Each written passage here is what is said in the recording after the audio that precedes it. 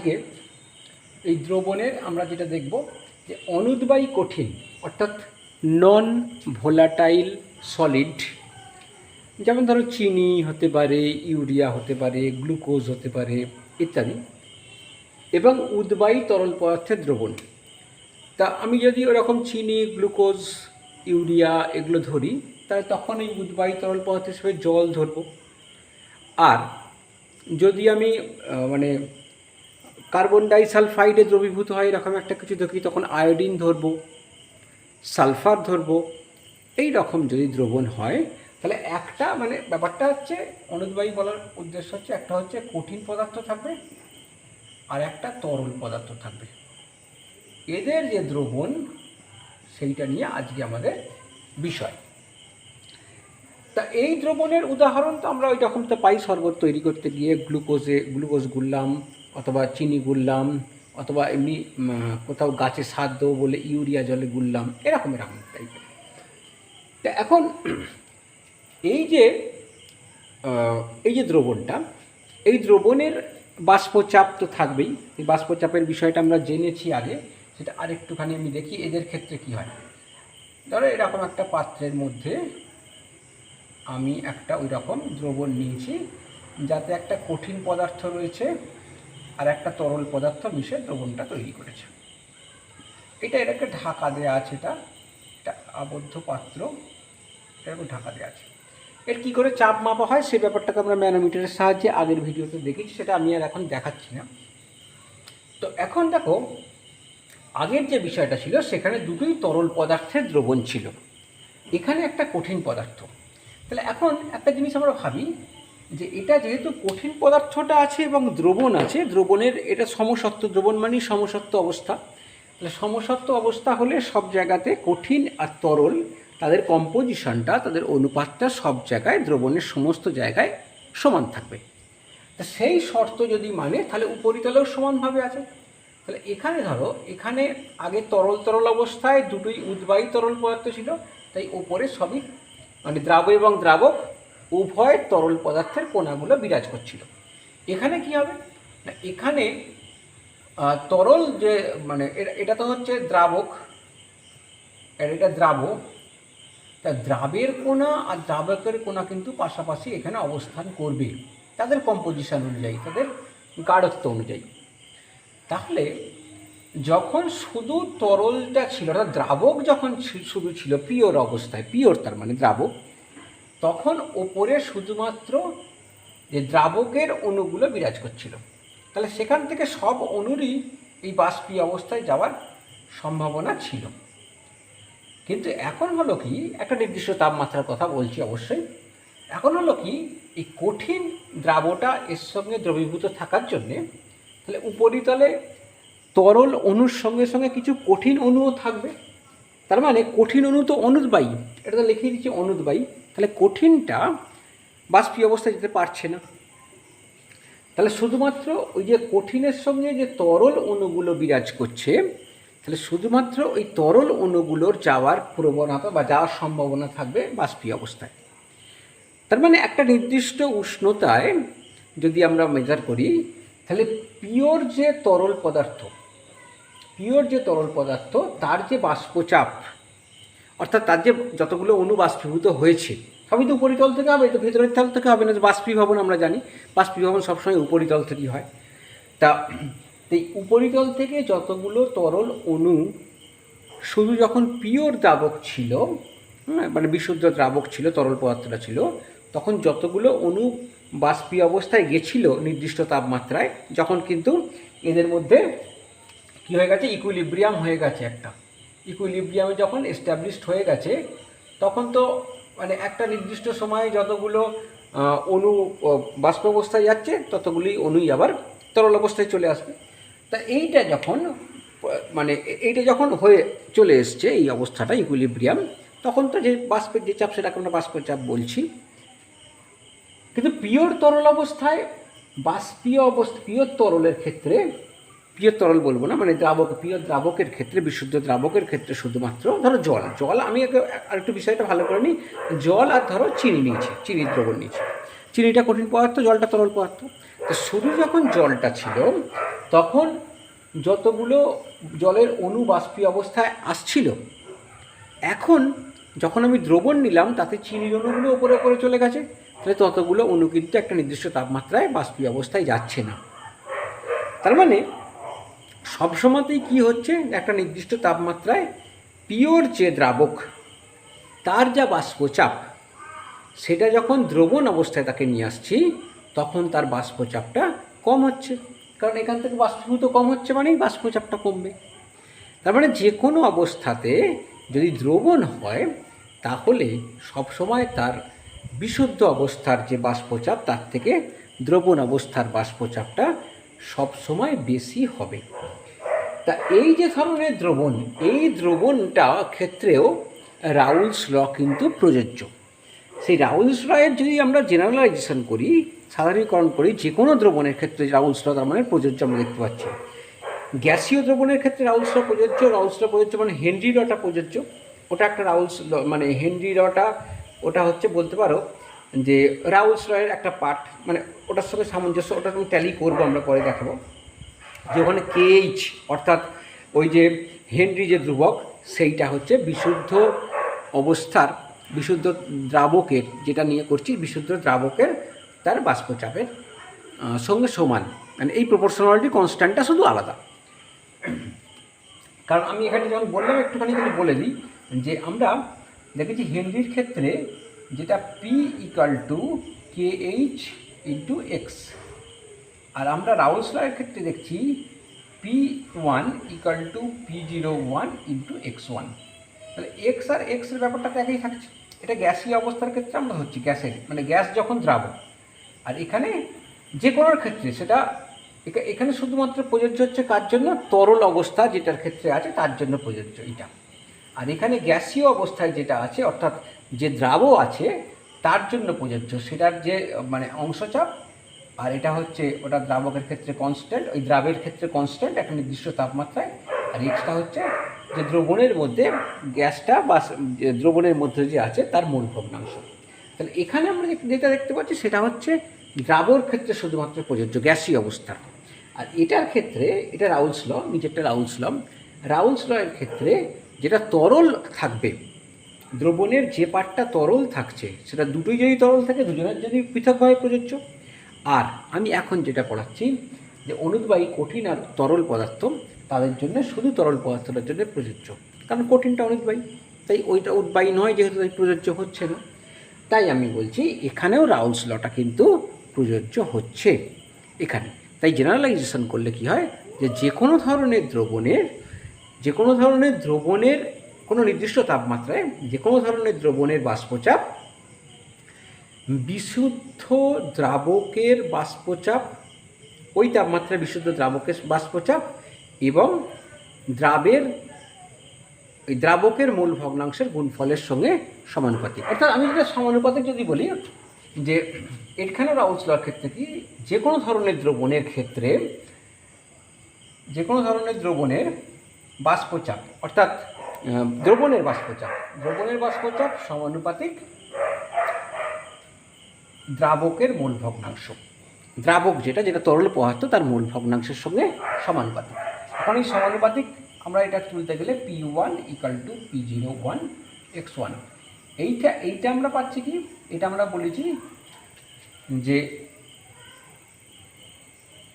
দ্রাবকের বাষ্পচাপ, শুধুমাত্র এই যে যখন দ্রবণটা তৈরি করেছে তখন হচ্ছে দ্রাবকের বাষ্পচাপ, মানে দ্রবণে থাকা দ্রাবকের বাষ্পচাপ, দ্রবণে থাকা দ্রাবকের বাষ্পচাপ। অ্যাকচুয়ালি এটা ইকুইভ্যালেন্ট টু, এখানে তো আর কঠিন পদার্থ অনুদ্বায়ী, তাহলে এটা বলতে পারি যে দ্রবণের বাষ্পচাপ।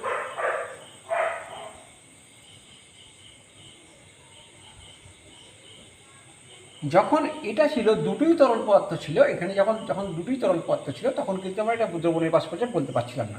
দ্রবণের বাষ্পচাপটা হচ্ছে কি, তখন কী ছিল, দুটো যে পদার্থ ছিল বাইনারি যে কম্পোনেন্ট, তার মধ্যে দুটো পদার্থ তরল পদার্থ প্রত্যেকের যে তোমার অংশচাপ তাদের যোগফলের সঙ্গে সমান ছিল দ্রবণের বাষ্পচাপ। এখন শুধুমাত্র যেহেতু অনুদ্বাহী কঠিন পদার্থ একটা রয়েছে, তার বাষ্পচাপটা আমরা কনসিডার করছি না, তাহলে শুধুমাত্র যে দ্রাবকটা রয়েছে তার বাষ্পচাপটা কনসিডার করছি।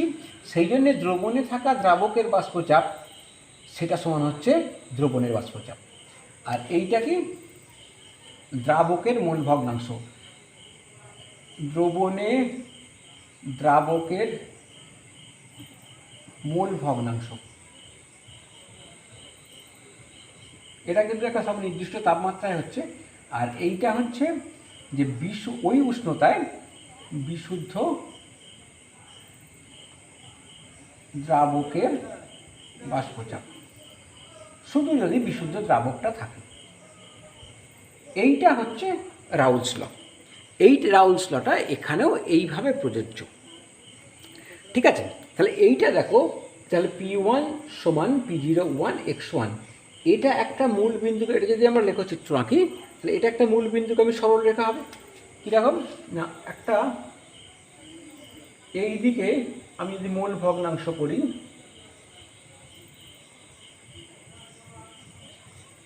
আর এই দিকটায় যদি বাষ্পচাপ করি,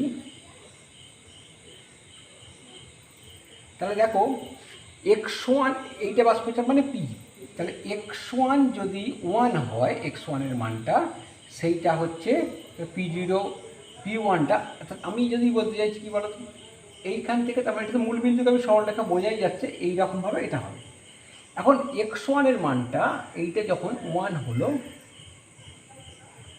মূল ভগ্নাংশ যখন 1 হয়ে যাচ্ছে, তখন যে বাষ্পচাপটা আমরা পাচ্ছি সেটা হচ্ছে বিশুদ্ধ দ্রাবকের বাষ্পচাপ বা P01।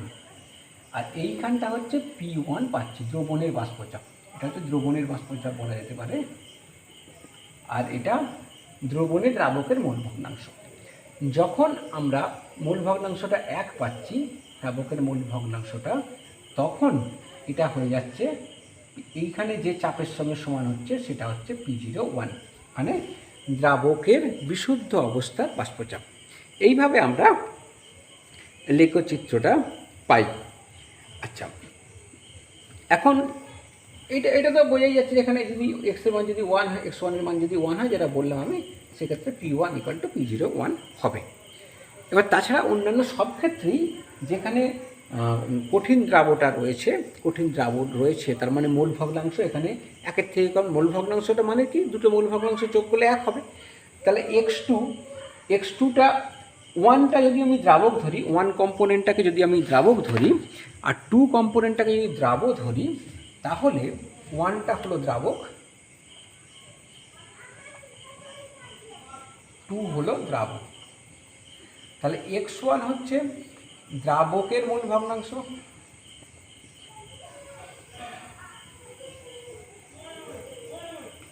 x2 হলো দ্রাবের মূল ভগ্নাংশ।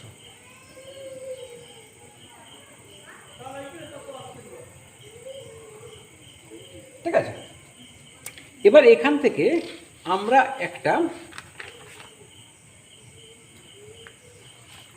একটা জিনিস দেখতে পারি কি, এই যে সমীকরণটা দেখো, এই সমীকরণে একটা দেখতে পাচ্ছি x1 এর মানটা যত কমবে, x1 এর মানটা যত কমবে, এটা তো নির্দিষ্ট, তাহলে কমছে মানে তার মানে দ্রাব বেশি করে যোগ হচ্ছে, তার মানে তখন P1 এর মানটা তত কমবে। অর্থাৎ যত কঠিন পদার্থ দ্রবীভূত করব, যদি 1 মোল যদি আমি ধরো ইউরিয়া আমি 1 লিটার জলে দ্রবীভূত করলাম, তার যা বাষ্পচাপ হবে, যদি আমি 2 মোল যোগ করি তখন বাষ্পচাপের পরিমাণটা আরও কমে যাবে। তাহলে x1টা যত কমবে, P1টা তত কমবে। ঠিক আছে, এইভাবে আমরা ব্যাপারটাকে ভাবতে পারি। আর একটা জিনিস দেখা গেছে যে যদি এটা দেখো x1 এর সঙ্গে তো সমানুপাতিক, x1 মানে এটা মূল ভগ্নাংশ, অর্থাৎ মূল ভগ্নাংশটা কী করে পাই, আমি আরেকবার ঝালিয়ে নিই সেটা বোঝানোর জন্য একটা জিনিস, যে মূল ভগ্নাংশটা আমরা পাই x1 মানে n1/n1 + n2। এখন এই যে n1, এটা মূল সংখ্যা কার ওয়ান মানে হচ্ছে ওয়ান মানে কোনটা বলছে দ্রাবক, এটা দ্রাবকের মোল সংখ্যা, এটা দ্রাবকের মোল সংখ্যা, এটা দ্রাবের মোল সংখ্যা। তাহলে এই যে মোল সংখ্যা, আমরা তো মোল সংখ্যা মানে একটা নাম্বার, মোল সংখ্যাটা কি একটা নাম্বার, যে কতগুলোর মধ্যে অ্যাভোগাড্রো সংখ্যা রয়েছে, যদি অ্যাভোগাড্রো সংখ্যা থাকে তাহলে 1 মোল, সংখ্যক যদি অণু থাকে 1 মোল, তার যে ফ্র্যাকশানে থাকবে তত মোল। তাহলে আমরা দেখতে পাচ্ছি কি এই যে মোল সংখ্যাটা, তো কোনো কি পদার্থ ওখানে দ্রবীভূত আছে, সেটা চিনি আছে না ইউরিয়া আছে না গ্লুকোজ আছে না এ আছে না বি আছে না সি আছে না ডি আছে, তার উপর ডিপেন্ড করছে না, ডিপেন্ড করছে নির্ভর করছে কার উপর, যে কতগুলো মোল দ্রাব ওখানে দ্রবীভূত আছে, অর্থাৎ যে উল্টো দিক থেকে বলতে পারি কত মোল দ্রাবক ওখানে দ্রবীভূত আছে, তবে তো মূল সংখ্যাটা পাই। মানে মূল সংখ্যাটা তো এখানে x1টা নির্ভর করছে দুটোরই, n2 মূল সংখ্যার উপর আবার n1 মূল সংখ্যার উপর, কারণ n2 দিয়ে ভাগ হচ্ছে এখানে n1 প্লাস n2 দিয়ে। তাহলে এইটা যত n2 এইটা যত বাড়বে তত এইটা ছোট হয়ে যাবে, x1-এর মানটা ছোট হবে। তার মানে আমি বলতে চাইছি যেটা, যে এটা পরীক্ষা করে দেখা গেছে, তার আগে ব্যাখ্যাটা বলে দিই, যে এইটা তার মানে যে এদের মোল সংখ্যা যে উপস্থিত থাকছে, কী পদার্থ দ্রবীভূত থাকছে সেটা বিষয় নয়, কত মোল দ্রবীভূত থাকছে তার উপর নির্ভর করছে x1টা, এবং x1টা যেহেতু নির্ভর করছে তার উপর, তাই P1টা এটা তো কনস্ট্যান্ট, P01 এটা একটা নির্দিষ্ট উষ্ণতায় বিশুদ্ধ দ্রাবকের বাষ্প হয়, সেটা কনস্ট্যান্ট। তাহলে x1টা যেহেতু কী পদার্থ দ্রবীভূত সেটা নির্ভর করছে না, শুধুমাত্র কত মোল দ্রবীভূত আছে তার উপর নির্ভর করছে, তাহলে P1টাও সেটার উপর ডিপেন্ড করবে। এই দেখা গেছে কি যে 1 লিটার জলে যদি 1 মোল ইউরিয়া, 1 মোল গ্লুকোজ, 1 মোল সুক্রোজ বা চিনি এটা যদি দ্রবীভূত থাকে, এখানে আমি একটু প্রশ্ন বলে দিই, 1 মোল গ্লুকোজ যদি বলে, এটা যদি গ্লুকোজ হয়, 1 মোল গ্লুকোজের আণবিক ভর হচ্ছে 180 গ্রাম পার মোল, আর 1 মোল সুক্রোজের আণবিক ভর হচ্ছে তোমার 160, এটা ডবল, হ্যাঁ 342, 342 গ্রাম পার মোল, আর 1 মোল ইউরিয়ার আণবিক ভর হচ্ছে 60 গ্রাম পার মোল। তাহলে দেখো 60 গ্রাম পার মোল দ্রবীভূত থাক, ইউরিয়া দ্রবীভূত থাক, বা 180 গ্রাম গ্লুকোজ দ্রবীভূত থাক, বা 342 গ্রাম চিনি দ্রবীভূত থাক, সবার ক্ষেত্রেই কিন্তু বাষ্পচাপ এটা কিন্তু সমান হবে, কারণ এগুলো সবই হচ্ছে 1 মোল পরিমাণ করে নেওয়া হয়েছে, তার বেশি করে নেওয়া হয়নি। 1 মোল পরিমাণ করে নেওয়া থাকার জন্য প্রত্যেকের ক্ষেত্রে x1-এর মানটা সমান। আবার আর বলেছি 1 লিটার জলে 1 লিটার দ্রাবকটাও নির্দিষ্ট, তাই n1টা নির্দিষ্ট হয়ে গেল, n2টা নির্দিষ্ট হয়ে গেল, তার ফলে x1টা নির্দিষ্ট হয়ে গেল, এরও মানে x1 যত, এরও x1 তত, এরও x1 তত, তাই প্রত্যেকের ক্ষেত্রে P1টাও সমান হবে। এইটা একটা মজার জিনিস। তা এই যে প্রপার্টিসগুলো, দ্রবণের যে প্রপার্টিসগুলো শুধুমাত্র দ্রাব যেটা থাকে দ্রাবের মোল সংখ্যার উপর অ্যাজ ওয়েল অ্যাজ দ্রাবকের মোল সংখ্যার উপর ডিপেন্ড করে, সেইগুলোকে বলা হচ্ছে কলিগেটিভ ধর্ম, দ্রবণের কলিগেটিভ ধর্ম, এটাকে ইংরাজি কথা, গেটিভ প্রপার্টিজ।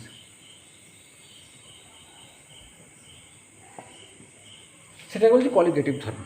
এবার আমরা একটা বিষয়ের দিকে দেখব, যে বাষ্পচাপের অবনমন, এই ফর্মুলা থেকে আমরা একটা জিনিসে যাওয়ার চেষ্টা করব, সেটা হচ্ছে বাষ্পচাপের অবনমন।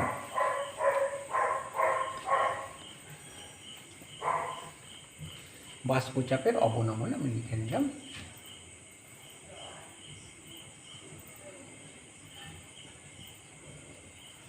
অবনমন এইটা একটা যেমন দেখব, আর একটা দেখব বাষ্পচাপের আপেক্ষিক অবনমন।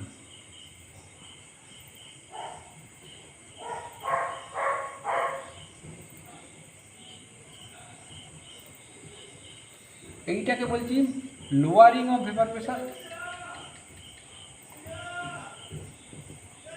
আর এটাকে বলছি রিলেটিভ লোয়ারিং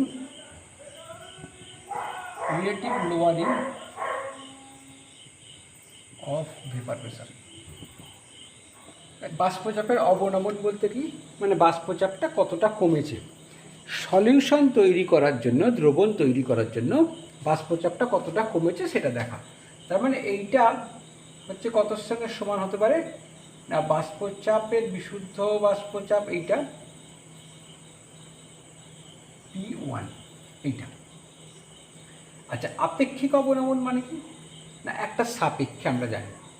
এখানে আপেক্ষিক হচ্ছে যে এই যে অবনমনটা হয়েছে সেটা পিওর দ্রাবকের যে বাষ্পচাপ ছিল তার সাপেক্ষে কতটা অবনমন হয়েছে সেইটাকে বলছি আপেক্ষিক অবনমন, এইটাকে বলছি আপেক্ষিক অবনমন।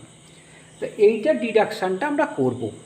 দেখো রাউলস ল থেকে কি করে করব, রাউলস ল থেকে আমরা পেলাম P1 equal to P01 x1। এখন x1 সমান আমরা কী জানি, 1 মাইনাস x2। দেয়ারফর এখান থেকে পাচ্ছি কি P1 minus P01 equal to minus P01 x2। That is P01টা বড়, ওইটা থেকে বাদ দিয়ে দিচ্ছি, তাহলে সাইনটা চেঞ্জ হয়ে গেল P01 x2। Therefore P01 minus P1 divided by P01 equal to x2। তাহলে দেখো এইটা কি বললাম না, বাষ্পচাপের আপেক্ষিক অবনমন। আর বাষ্পচাপের শুধু অবনমনটা হচ্ছে এইটা P01 minus P1 equal to P01 by x2 into x2। আর আপেক্ষিক অবনমন সেটা কার সঙ্গে সমান হচ্ছে, সরি, বাষ্পচাপের আপেক্ষিক অবনমন সমান হচ্ছে যে দ্রাব যোগ করা আছে তার মোল ভগ্নাংশের সঙ্গে সমান। এইটা রাউলস ল থেকে আমরা পাচ্ছি যে বাষ্পচাপের আপেক্ষিক অবনমন, কোনো দ্রবণের বাষ্পচাপের আপেক্ষিক অবনমন,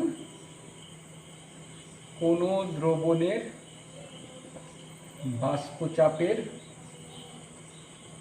আপেক্ষিক অবনমন দ্রবণে উপস্থিত দ্রাবের মোল ভগ্নাংশের সঙ্গে সমান। এটা সমান কিন্তু সমানুপাতিক নয়। এটা আমরা রাউলস ল থেকে ডিডাকশন করতে পারলাম। এখন এই যে ফর্মুলা, এই ফর্মুলা থেকে কিছু অঙ্ক দেয় তোমাদের, সেখানে বিশেষত অনেক ক্ষেত্রে দেয়, এখান থেকে এটা বের করতে দিতে পারে যে বিশুদ্ধ দ্রাবকের বাষ্পচাপ কত কোনো এক নির্দিষ্ট তাপমাত্রায়, দ্রবণের বাষ্পচাপ কত। কিন্তু বেশিরভাগ যেটা দেয় যে দ্রাবটা দ্রবীভূত আছে সেই দ্রবীভূত দ্রাবের মোলার ভর, সেইটা বেশি দেয়। তো সেইটা দেখো আমরা কী করে পাই, তাহলে আমরা এই বাষ্পচাপের আপেক্ষিক অবনমন থেকে আমরা বের করব যে দ্রাবের মোলার ভর।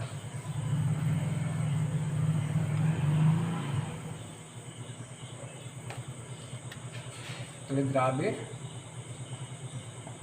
মোলার ভর কী করে নির্ণয় করতে হয় দেখি।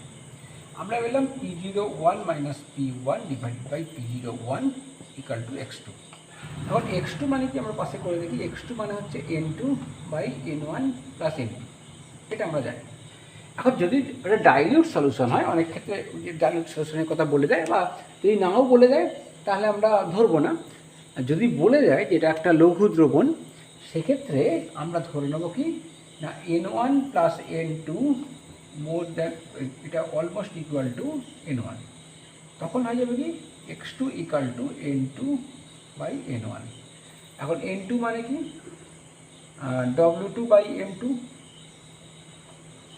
আর এখানে N1 মানে W1 বাই M1।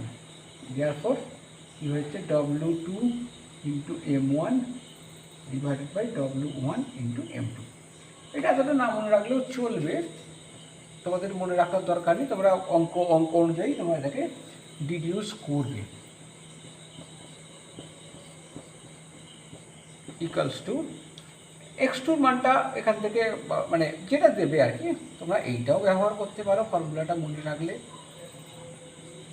এখানে একটা তোমাদের বলি, পরীক্ষায় তোমরা কেউ যদি এখানে ডাইলিউট সলিউশন হিসেবে এটা N2/N1 ধরে নেয়, N2টাকে নিচের N2টাকে বাদ দেয়, তাহলেও যা বেরোয় রেজাল্ট বেরোয় সেখানে নম্বর দেয়, ফুল নম্বরই পায় ক্যালকুলেশন সঠিক হলে। আর যদি কেউ N1+N2 নিচটা N1+N2 ধরে ক্যালকুলেশন করে তাহলেও তারা ফুল নম্বরই পায়। খালি দেখতে হয় কি প্রত্যেকটা স্টেপেতে কিন্তু নম্বর দেওয়া থাকে। এটাতে অঙ্কটাতে যদি 2 নম্বর থাকে এইটাকে ব্যবহার করার জন্য, তাহলে প্রত্যেকটা স্টেপেতে এই ফর্মুলাটা লেখার জন্য নম্বর থাকবে, এইটা লেখার জন্য নম্বর থাকবে, তারপরে শেষকালে ক্যালকুলেশনের জন্য নম্বর থাকবে, ইউনিটের জন্য নম্বর থাকবে, প্রত্যেকটা স্টেজে নম্বরটা থাকবে। তো এখন তোমাদের আমি একটা অঙ্ক দেখি, সেটা আমি অঙ্কটা বোর্ডে লিখছি। দেখো আমি এখানে একটা অঙ্ক লিখেছি। 100 ডিগ্রি সেলসিয়াস উষ্ণতায় একটি অনুদ্বায়ী কঠিন জৈব যৌগের 5% জলীয় দ্রবণের বাষ্পচাপ 745 মিলিমিটার পারস্থলের সঙ্গে সমান। জৈব যৌগটির মোলার ভর নির্ণয় করো। এখন বাষ্পচাপ যেহেতু, তাহলে আমরা বাষ্পচাপের আপেক্ষিক অবনমন থেকে আমাদের কিন্তু বিষয়টাকে করতে হবে। তাহলে এখানে আমরা দেখছি কী কী দেওয়া আছে। একটা হচ্ছে এইটা বাষ্পচাপটা, দ্রবণের বাষ্পচাপ দিয়েছে, তাহলে P1 = 745 মিলিমিটার পারস্তম্ভ। আচ্ছা, জৈব যৌগটির মোলার ভর নির্ণয় করতে বলেছে, তাহলে M2 = কত দিয়ে বলে দিয়েছে। তাই এখন এই যে 5% জলীয় দ্রবণ, তাহলে সেখানে তাহলে 5% মানে 5 গ্রাম, 5% মানে এটা 100 গ্রামের মধ্যে 5 গ্রাম আছে কোনটা জৈব যৌগটা। তাহলে এখানে W1 = 100 - 5 = 95 গ্রাম, মানে জল, জলীয় দ্রবণ বলে জল হচ্ছে এইটা। W2 = 5 গ্রাম। কিন্তু আমাদের দরকার হচ্ছে P01, তবে তো M2টা বের করতে পারবো।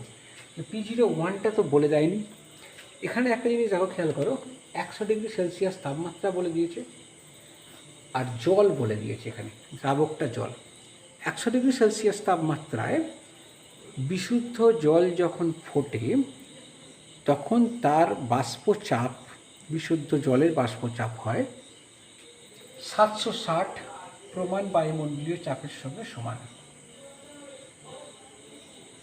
এইটা, এইগুলো পেয়ে গেলাম, ব্যাস, আর তো কিছু ব্যাপার নেই। এখান থেকে আমরা যেটা করতে পারি, প্রথমে ধরো আমি একটু এভাবে করতে চাইছি যে x2 = উই নো ফ্রম রাউলস ল। রাউলস ল থেকে আমরা জানি যে x2 = P01 - P1 / P01। তো এখন আমি এখানে এগুলোর মানগুলো বসাচ্ছি। তাহলে এটা হলো 760 - 745 / 760। এটার মানটা কত?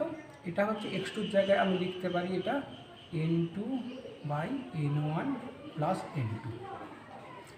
এখন এটাকে যদি আমি ডাইলিউট সলিউশন ধরে নিই, অর্থাৎ অতি লঘু দ্রবণ, সেক্ষেত্রে আমরা দেখেছি কি N2-র তুলনায় N1টা এত বড়, অর্থাৎ N1-এর তুলনায় N2টা এত ছোট যে ওটাকে প্রায় উপেক্ষা করা যায়। তা সেই কারণে আমি এটা লিখলাম N2, এটা প্রায় = আর কি বলা যেতে পারে N1 = এটা 15/760। এখন N1 আর N2-র মানটা যদি বের করি সেটা আমরা দেখছি। N1 মানে কত? এটা হচ্ছে জলের ক্ষেত্রে, অর্থাৎ দ্রাবকের ক্ষেত্রে। দ্রাবক আছে 95 গ্রাম, 95, তার মলিকুলার ওয়েট 18, এটা পেলাম। N2-র মানটা কত? N2-র মানটা এটা আছে 5 গ্রাম, এটা আমরা বের করবো 5 গ্রাম, মলিকুলার ওয়েট N2 ধরে নিয়েছি। তাহলে এইখান থেকে আমরা যদি দেখতে পাই, N2-র জায়গায় লিখব 5/M2 / N1-এর জায়গায় লিখব 95/18 = 15/760। দেয়ারফর এটা কীভাবে কোনাকুনি গুণ করলে 5/M2। আচ্ছা, এইখান থেকে আমি লিখতে পারি, ক্যালকুলেশনটা এখানটাই করে নিই। তাহলে 5 করে রইল ইন্টু 18টা গেল উপরে /M2 × 95 = 515/760। দেয়ারফর M2 equal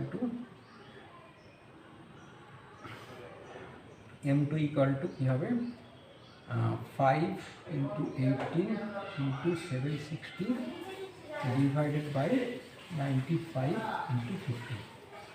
এটা M2 দেখা যাক ক্যালকুলেটর হিসাব করে দেখি কী আসে। 5 into 18 that is 90 into 760 divided by 95 divided by 15 48। এটা আসছে 48 গ্রাম।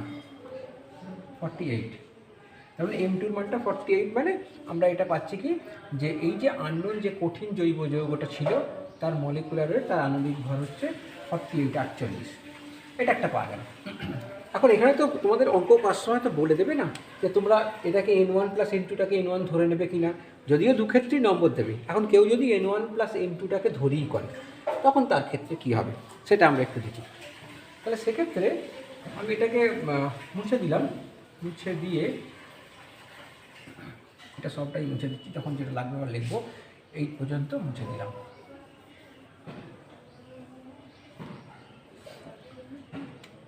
তাহলে therefore N2 by N1 plus N2 equal to এটা 15 by 760। এটাকে যদি উল্টে দিই therefore N1 plus N2 divided by N2 equal to 760 divided by 15।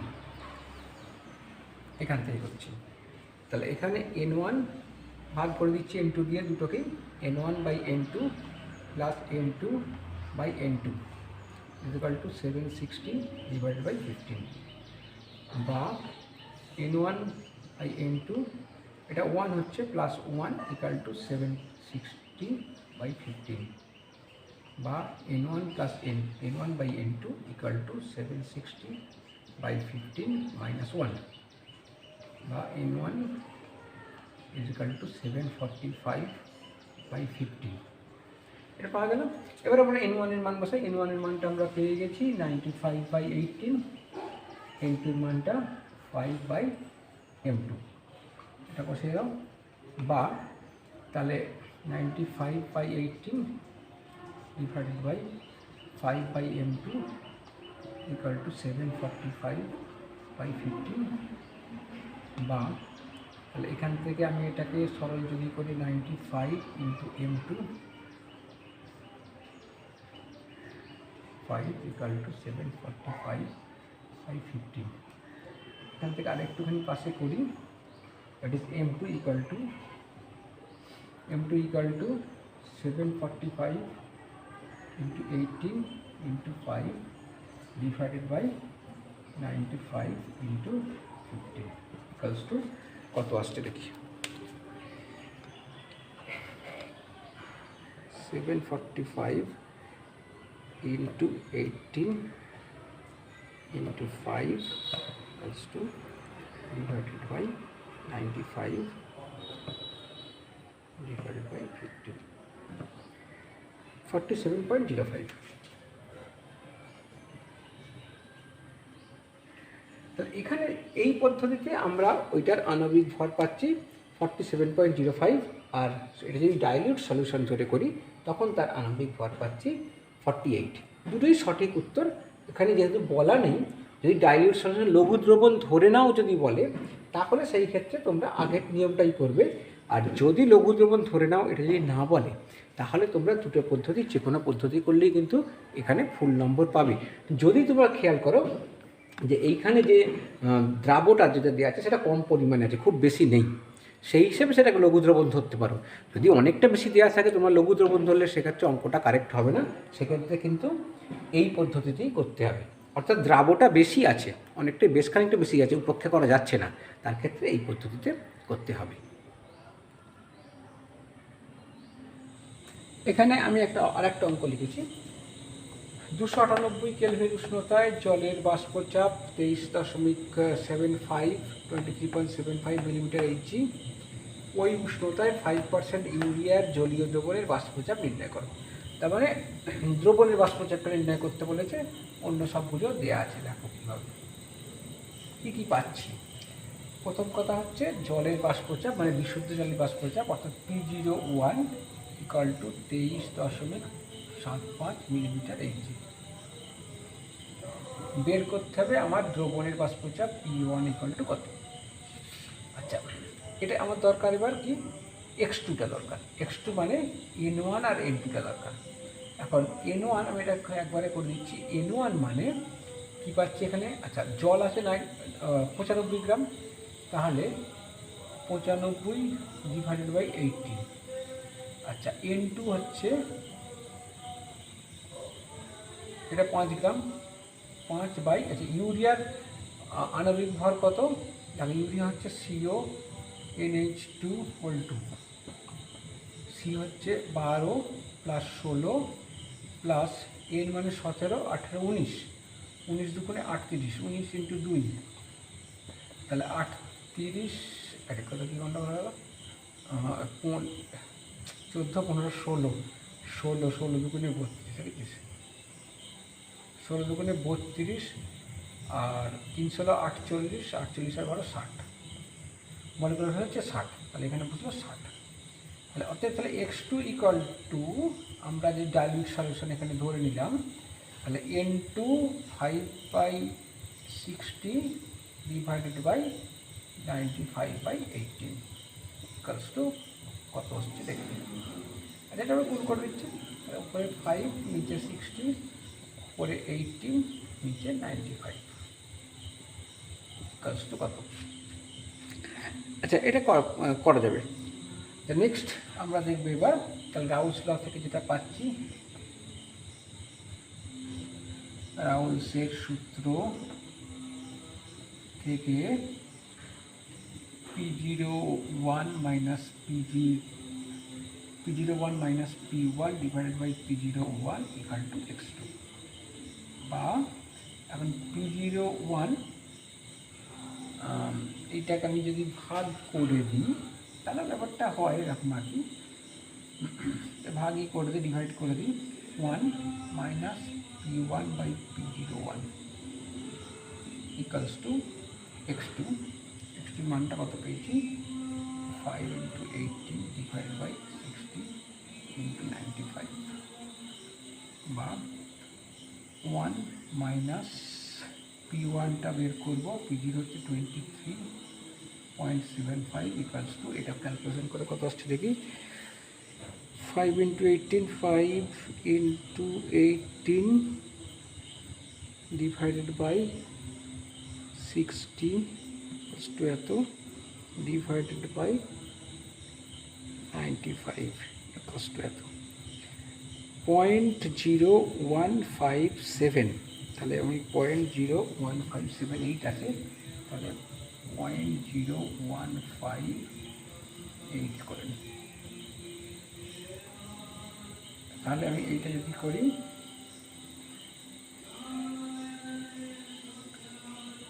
তাহলে P1 divide by 23 minus 75 equals to 1 minus 0.0158 হয়ে যাবে, তাই হবে না। এটা দিকে এলে মাইনাস হচ্ছে, এটা দিকে প্লাস হচ্ছে, আর এইটা এদিকে 1 মাইনাস এটা হবে।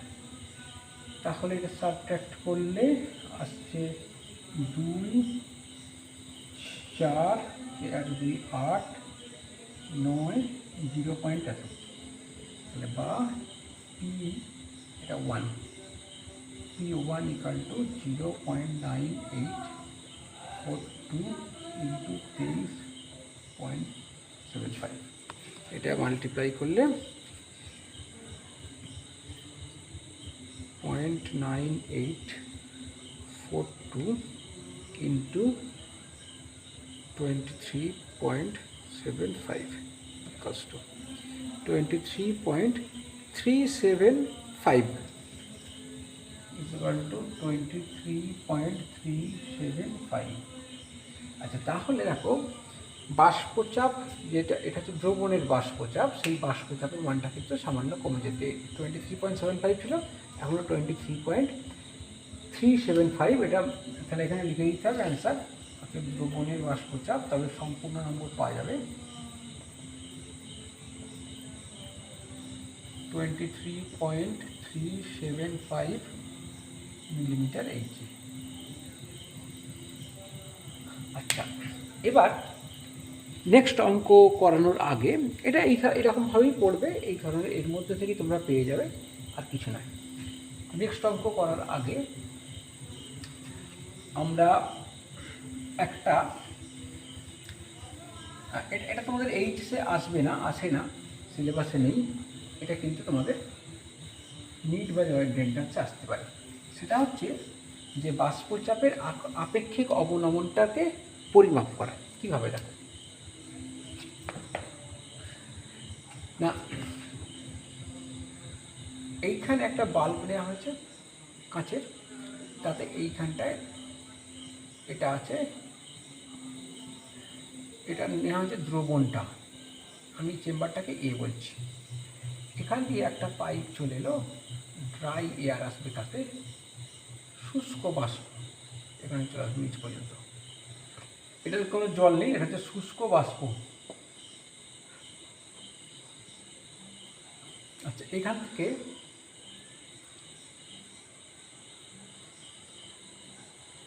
উঠবে,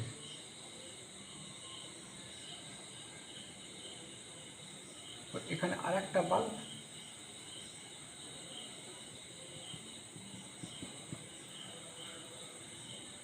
এর মধ্যে এটা প্রবেশ করবে। আচ্ছা, এবার এইটাতে লিখবো বিশুদ্ধ দ্রাবক, বিশুদ্ধ দ্রাবক, এটাকে আমরা বি বলছি। এইখানটাকে আবার এখান থেকে বেরিয়ে গেল। এখন দেখো এদিকে যাচ্ছে বাষ্পগুলো। এখন একটা জিনিস খেয়াল করো, প্রথমে যে শুষ্ক বাষ্প আসছে সে এসে এখানে প্রবেশ করলো, এসে এখান দিয়ে যখন বেরোচ্ছে তখন কিন্তু জলীয় বাষ্পে সম্পৃক্ত হয়ে যাচ্ছে। এখানে জলীয় বাষ্পের যা চাপ ছিল, এখানে যত পরিমাণ জলীয় বাষ্প ছিল মানে ডেনসিটি, সেই ডেনসিটির পরিমাণ এখান দিয়ে সেই সেম ডেনসিটি এদিক দিয়ে যাবে। তার মানে স্যাচুরেটেড হয়ে গেছে, এটা স্যাচুরেটেড, এটা যাতে স্যাচুরেটেড হয়ে আছে, সেই স্যাচুরেটেড জলীয় বাষ্প সম্পন্ন বাতাস এইখান দিয়ে এদিকে যাবে। সেখানে কিন্তু দ্রবণের ওপরে যে বাষ্পচাপ, অর্থাৎ সেখানে বাষ্পটা কম, সে এইখান থেকে সেরাম বাষ্প নিয়ে এখনও কিন্তু বিশুদ্ধ দ্রাবক, মানে সেখানে বাষ্প তার বেশি আছে এইটার থেকে। তাহলে এইখানে প্রবেশ করার পর আবার যখন এই দিক দিয়ে বেরোবে তখন কিন্তু এখান থেকে আরও খানিকটা বাষ্প নেবে। এখন কী হয় কি, যে এইগুলোর ওয়েট মাপা হয়। এই পরীক্ষাটা করার পর এইটার ওয়েট প্রথমে করা হয়েছিল, তারপরে পরীক্ষাটা হয়ে যাওয়ার পরে কতটা ওয়েট হলো দেখছি, নিশ্চয়ই খানিকটা ওয়েট কমবে। মাস আর ওয়েট তো একই কথা বলি আমরা কেমিস্ট্রির ক্ষেত্রে। এখানে মাস যেটা প্র্যাকটিক্যালি বলতে গেলে এর মাস খানিকটা কমবে, কারণ এখান থেকে জলীয় বাষ্প চলে যাচ্ছে। আবার এখানেও মাস একইভাবে খানিকটা কমবে। এই কতটা করে মাস কমছে সেইটাকে মেজার করা হয়। মেজার করে সেইটা দেখা হয় কি, মানে এখানে যে এখানে ধরো যে ধরি মাস কমছে এ থেকে মাস কমছে W1 গ্রাম, আর বি থেকে মাস কমছে W2 গ্রাম। দেখো তাহলে এইটা থেকে, অর্থাৎ এ যে বলার এ চেম্বার থেকে যেটা হ্রাস হয়েছে সেটা W1 গ্রাম। এখন এখানকার যে দ্রবণ আছে তার বাষ্পচাপ, যদি ওটা তো বাষ্পচাপ মানে তো সম্পৃক্ত অবস্থায় আছে, অর্থাৎ আর বেশি বাষ্প নিতে পারবে না। তো সেই সম্পৃক্ত অবস্থার বাষ্পচাপ যদি P1 হয়, সেটা অবশ্যই এই W1 এর সঙ্গে সমানুপাতিক হবে। কারণ W1 এটা হ্রাস হয়েছে, W1 গ্রাম এই চেম্বারে হ্রাস হয়েছে। সেই হ্রাস হওয়াটা কেন হয়েছে না, এইখান থেকে শুষ্ক বাষ্প আসছে, এসে এইখান থেকে জলীয় বাষ্পটাকে নিয়ে চলে যাচ্ছে। এখানকার জলীয় বাষ্প কতটা নেবে না, এখানে যে ডেনসিটির জলীয় বাষ্প আছে সেই ডেনসিটির জলীয় বাষ্পই সে নেবে।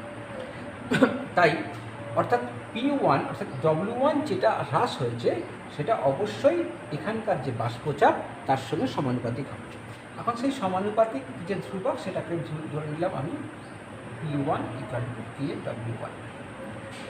এবার আমি এর চেম্বারের ক্ষেত্রে দেখি তার যে W2 গ্রাম যে হ্রাস পেয়েছে সেইটা কেন হ্রাস পেয়েছে। প্রথম কথা হচ্ছে বিশুদ্ধ দ্রাবক ছিল, সেই বিশুদ্ধ দ্রাবকের তো বাষ্পচাপ তো সবসময় একটা নির্দিষ্ট তাপমাত্রায় দ্রাবকের বাষ্পচাপ দ্রবণের থেকে বেশি হবে। তার মানে এখানে বাষ্প একটু বেশি ছিল, বাষ্পচাপ বেশি ছিল, এর তুলনায় বেশি ছিল। যতটা বেশি ছিল এ তো এখান দিয়ে গেল, গিয়ে তার যে ঘাটতি, এখানে গিয়ে দেখলো যে এখানে তার এইখানে যে বাষ্পচাপটা ছিল এই নলের মধ্যে তার থেকে এখানে যতটুকু বেশি ছিল সেই পরিমাণটা নিল শুধু, নিয়ে এখান দিয়ে চলে যাচ্ছে। তার মানে W2 যে হ্রাসটা হচ্ছে সেটা কোন হ্রাসটা হচ্ছে না, এইটার বাষ্পচাপ যদি P01 হয় আর এইখানকার বাষ্পচাপ যদি P1 হয়, তাহলে এখানকার বাষ্পচাপ মানে বিশুদ্ধ দ্রাবকের বাষ্পচাপ P01 যেটা সাধারণত ধরে থাকি, তা সেইটা যদি হয় P01 আর P1 হয়, তাহলে তাদের মধ্যে বিয়োগ করলে যতটুকু হয় P01টা যতটুকু বেশি সেইটা এখানকার W2-র সঙ্গে সমানুপাতিক, অর্থাৎ যে পরিমাণ এখান থেকে ওজন হ্রাস হয়েছে তার সঙ্গে সমানুপাতিক। এখন যেহেতু এখানে দুটো একই আমরা দ্রাবক নিয়ে কাজ করছি, একই উষ্ণতায় কাজ করা হচ্ছে, তাই এখানে সমানুপাতিক ধ্রুবকটাও একই হবে, দেখিয়ে W2। ঠিক আছে, আমাদের দেখতে হবে কি রাউলস ল, সেই রাউলস লয়ের আমরা যেটা পাই সেটা, এটা তো আমরা রাউলস লয়ের যে আপেক্ষিক অবনমন সেটা এক্সপেরিমেন্টালি সমান করার চেষ্টা করছি, একটা ভ্যালু বের করার চেষ্টা করছি। সেখানটা কী ছিল P01 minus P1 by P01। তাহলে আমরা P01 মাইনাস P1টা এটা পেয়েছি, এখন P01-এর ভ্যালুটা বের করতে হবে। দেখো কী করে পাবে, তা এইটা থেকে P01 equals to P01 minus P1 minus P1 sorry plus P1 যদি করি তাহলে কেটে যাবে, কেটে গেলে আমরা ওটা P01 পেয়ে যাবো। তাহলে এইটার ভ্যালু বসাই, এইটার ভ্যালু পাচ্ছি আমি KW2 প্লাস এটার ভ্যালু KW1, তাহলে এটা কমন নিলে W2 plus W1।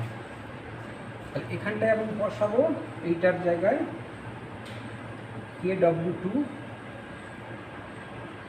Divided by KW2 plus W1, তাহলে কে কেটে গেল, therefore P01 minus P1 by P01 equal to W2।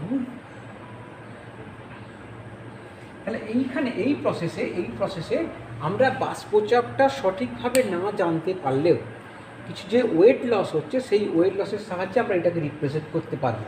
তাহলে সুতরাং তারপর তার কাছ থেকে আমরা পেয়ে যাবো কি, তাহলে W2 by W2 plus W1 equal to x2 Raoult's law অনুযায়ী সেখান থেকে আমরা x2-র ভ্যালুটা বের করতে পারবো, বা x2-র ভ্যালুটা বের করতে পারবো, বা M2-র ভ্যালু যদি দ্রাবের মলিকুলার ওয়েট বের করতে দেয় সেটাকে আমরা বের করতে। তারপরে এখানে একটা দ্রবণ তৈরি করা হয়েছে, সেখানে 100 গ্রাম জল আছে, 2.5 গ্রাম একটা অনেকবারই কঠিন দ্রাবক আননোন দ্রাবক সেটা আছে। শুষ্ক একটা বাষ্পকে শুষ্ক বায়ুকে হবে, এটা শুষ্ক বাষ্পকে হবে না, শুষ্ক বায়ুকে।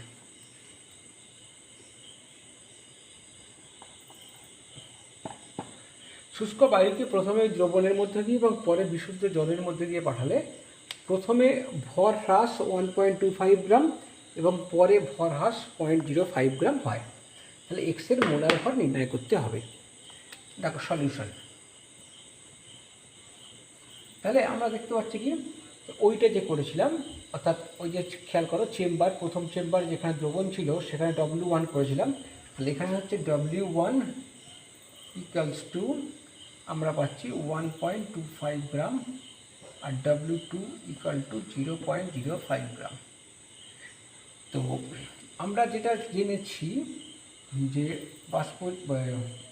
মোলার অবনমন, তোমার বাষ্পচাপের আপেক্ষিক অবনমন 0 এইটা ডিভাইডেড বাই এইটা equal to W2 divided by W1 plus W2।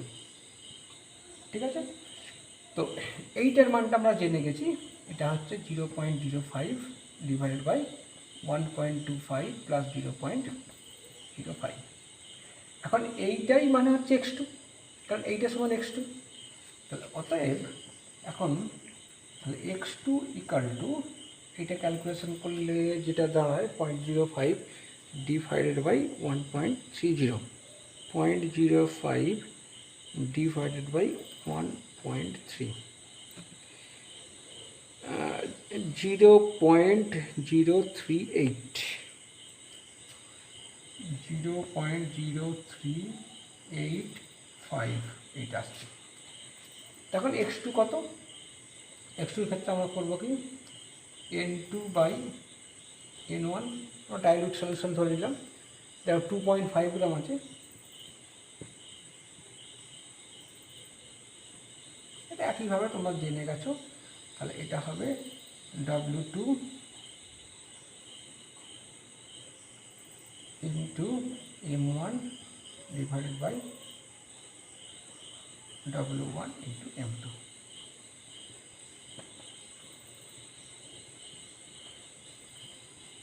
W2 মানে কতটা এ আছে, এটা না করে তোমরা এমনি বের করতে পারো, আমি তো পুরোটা লিখে দিলাম তাই বিভিন্নভাবে। তা W2 মানে W2 কতটা আছে 2.5 গ্রাম। M1 মানে 18 জলের আণবিক ভর। W1 100, M2টা বের করতে হবে। এরপরে আমরা করি এখানে, তাহলে M2 ইকুয়াল টু, এটা এখানে চলে আসবে 2.5 ইন্টু 18 100 ইন্টু 0.0385 ইকুয়ালস টু কত আসছে দেখো, 2.5 ইন্টু 18 ইকুয়ালস টু এত ডিভাইডেড বাই 0.0385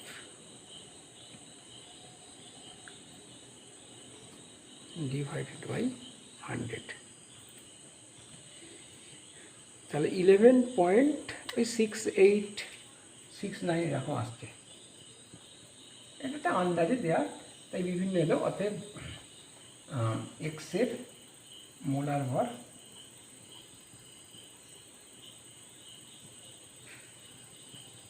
(11.69 গ্রাম পার মোল। ঠিক আছে, আজকে ভিডিও এই পর্যন্তই।